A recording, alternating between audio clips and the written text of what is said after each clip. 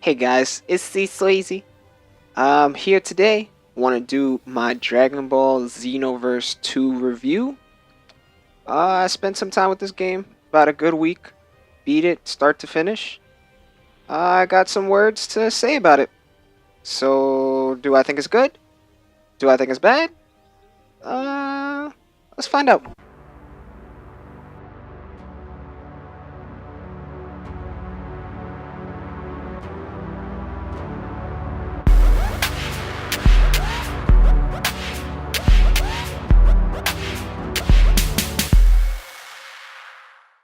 You know what? I can't even hide it anymore. Honestly, I freaking love this game.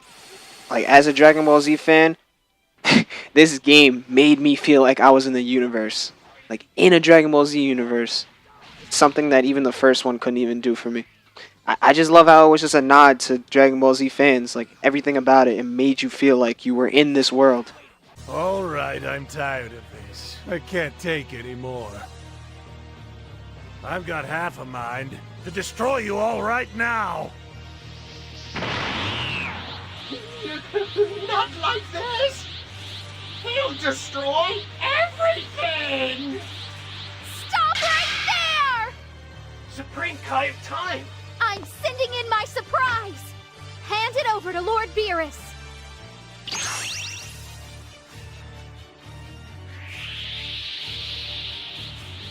Oh my! It's pudding! And a heaping helping of it, too!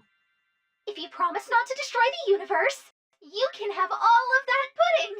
Is it a deal? Yes, all right. Okay, no more fighting now. It's pudding time! Hey, could I have one of those? I'm starved. Help yourself. You want one too? No. What a buzzkill. We will finish this later. Might you spare me a cup as well? I can always send more if that isn't enough. That's why I made tons of it. Pardon me for one moment. Did you say you made this pudding? That's right, sure did. My stomach! This whole scene right here, that captured everything that Dragon Ball Z is about. Just some characters being serious about wanting to fight, and then others just breaking everything, and they just want to have a good time, like Beerus wanting to eat. It just captures everything that Dragon Ball Z is about. So with that out of the way, let's actually get into what this game is about. So this game takes place right after Xenoverse 1 with a whole new city and a whole new protagonist. It's the same thing as last year where you get to pick the different races and how your character is going to look and all of that. It's basically the same thing. The premise of the story is the same as the first Xenoverse, but when you really play the story, they did add things in there that make it feel like its own individual story. And what I have to say about that is that I went into this game not expecting anything great, but because I feel like I went in there with low expectations, it caught me off guard because it was actually better than I thought. It's not blow your mind, this is the greatest story ever, and it's not a crappy story, but it held its own, and I actually enjoyed the story. From Toa and Mirror being the villains again, to Trunks having his own little role in this story, it was a nice story all to itself. That's all I can say really about it. Alright, so now we come down to the gameplay. And the gameplay from this universe to the last one, they seem to change it a lot and very little at the same time. And the reason I say that is because when you play Xenoverse 2, you can feel like Xenoverse 1 with the combos, but then they changed up the animations, they changed up the speed a little bit, and they changed up the combos. Such like last year, I remember as a Saiyan, you can do the same combo on the computer over and over and over again, and it just wouldn't fail unless they teleported behind you, but that rarely happened. This one, you really have these combos, and you need to work together with your ki blasts in order to finish them off and do a lot of damage. And I like that about it. And with the ki blast, since there are so many different supers and ultimates that you can use, it really makes you change up your combos in a way that you wouldn't think. So, for instance, what I mean by that is, let's just say you get a feel for your skill set. You're going to feel like the combat is repetitive because you keep doing the same combos. You switch up a skill set and you switch up the ki blasts and the ultimate moves, then you start to learn new combos and you start to learn different ways of playing and the different methods of taking down your enemies. It kind of is a little repetitive, but when you get into the skills, it makes it non-repetitive, which I really enjoyed about that because Xenoverse 1 was pretty repetitive for me because you could just keep doing the same combos over and over again. Also, what I like in the story mode is that enemies like last Xenoverse, right? Enemies like Brawly, they can just sit there and take all your punches and not do anything. Like, they would just stand there. They wouldn't attack you until maybe like mid combo, but it just be like a really stupid AI. This year, what they did, instead of making everybody overpowered, they made everybody vulnerable to your punches, vulnerable to your ki blasts, but they won't just stand there and just take it. They'll actually fight back. There were moments in the story when I would do what I have now as a final Kamehameha. I would do it and expect them to run into it, but the computer outsmarted me and they actually went around me and broke up my ultimate move. And I really enjoyed that because they're not stupid AI anymore. They actually can fight, and you need to learn and adjust to how they play. You need to adjust your own play style to actually find a way to overcome them. It's a nice change of pace from the stupid AI of Xenoverse 1 to now the better AI in Xenoverse 2. And another thing, I want to give a shout out to Bandai Namco because they did what a company should do with a beta. They released the beta, and for me at least, the beta was not working for the first 2 days of the beta, and I think it was like a 4 or 3 day beta. On the third day, I played it, and I was in there fine. I was enjoying it, and I was like, oh, since they had server issues on the beta, I probably won't be able to play it when the game comes out. Day one, Xenoverse 2, no problems at all. Smooth as hell. I got into a multiplayer lobby. You just see everybody flying around, having a good time, enjoying the game. When you played Xenoverse 1, you couldn't even get into a lobby until a month after the game was released. And I have to say, that gets brownie points for me that a game actually used a beta to test their servers. You do not see that these days anymore. It's crazy. Alright, so with that out of the way, another difference with this one to the first one is that they added probably 4 times more, 5 times more, maybe even 10 times. I don't know, but they added so much more. From the map being bigger, no loading screens, just one full map, to the moves. You can basically learn any moves from any character in the universe. More characters in itself, and that's because they also added more to the story. They added different sagas, like they have Janimba in there. They also have Lord Slug. Just little stuff like that. They really added onto it. They even added more trainers. Before it was only around 10 trainers. Now you can almost have every single person in the story train you on their specific moves, and I really like it. They also have these things where you can go into different areas. Like if you're a human and you go to Hercule's house, you do Hercule missions and you get more out of it. If you're a Saiyan, you go to Capsule Corps and you train with Vegeta and it'll teach you Super Saiyan. They have class specific upgrades for you in those if you do their side quests, which is a pretty cool thing to do if you ask me. Another thing they added are the different raids and these new hard or challenging quests that they added.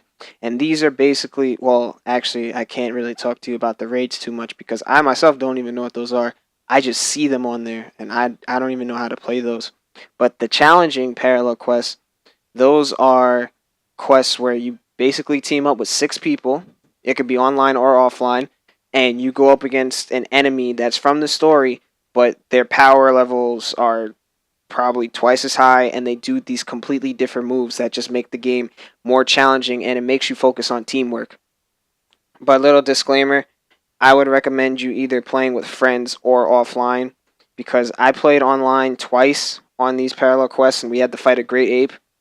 It wasn't fun at all because everyone just kept spamming their kamehamehas and everything, and the boss battle was just done in less than a minute.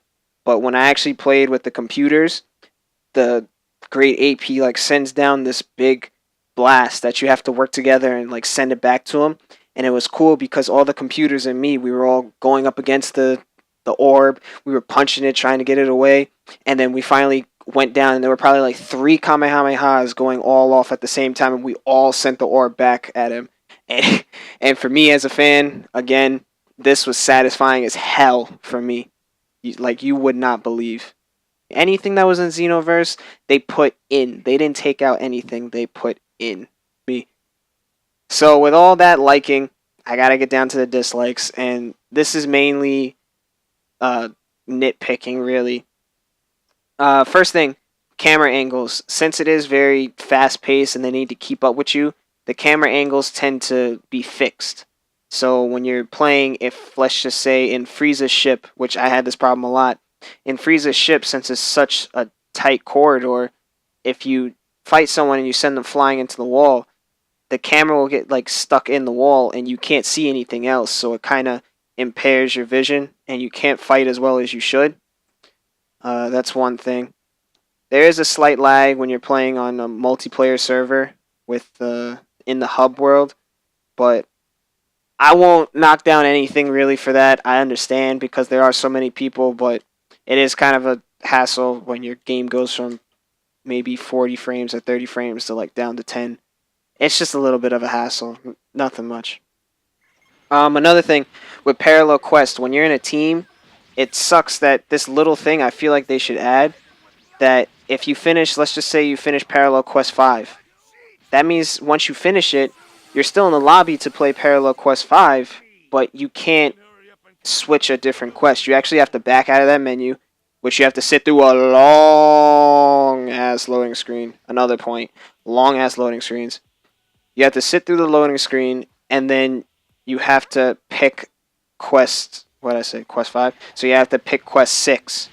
And it's just a little tedious process that I feel like they could change if you just actually switch, if you can switch from the menu. And lastly, when I was playing story mode and even in some parallel quests, I feel like my teammates' AI is just stupid because I'll fight the person that I'm fighting. If it's a 3-on-3, I'll fight them, and then when I beat them, it is a challenging fight because they did up the challenging factor in this. It's a challenging fight, and then when I go back to the other two teammates and the two enemies, none of their healths moved. I feel like they were just sitting there looking at each other the whole time, like they don't even fight. It seems like your teammates' AI is really dumbed down compared to the enemy AI. Just seems like a little balancing issue that they could fix. So yeah, so to recap, good. Again, great story. I can't stress this enough. Great story. Great nod to fans. Gameplay is fixed. Servers, mwah, just perfect. They added a lot more. Anything in Xenoverse 1, they at least doubled it in this game. And new quests such as parallel quests they added, and the new challenging quests in the raids. Bad, like I said, nitpicking, camera lag, AI issues, little stuff like that. So on the A+ rating scale, the fan in me wants to give this game an A. An A because it's a great game. It's nowhere near the level of Budokai Tenkaichi 3 for me, and this is for any of you fans out there. That game was the best Dragon Ball Z game ever. This Xenoverse 2 is a close second. But the reviewer in me and the gamer, I'm going to give this game an A- because as a game itself, it is very, very solid in what it's trying to accomplish, and it offers you a lot. I probably played this game for 40 hours, and I'm nowhere even near 50% clear with the game. This has a lot of content, and if you enjoy the gameplay and you actually enjoy Dragon Ball Z, you will thoroughly enjoy this game. I promise you. I hope you guys enjoyed the video. Be sure that if you did, like it, and if you didn't like it, don't dislike it, because who would want to dislike a video, right? I mean, come on, that's kind of messed up. But hey, if you did like it, don't forget to like, comment, and subscribe for more AplusNation stuff. This is C Swayze signing out.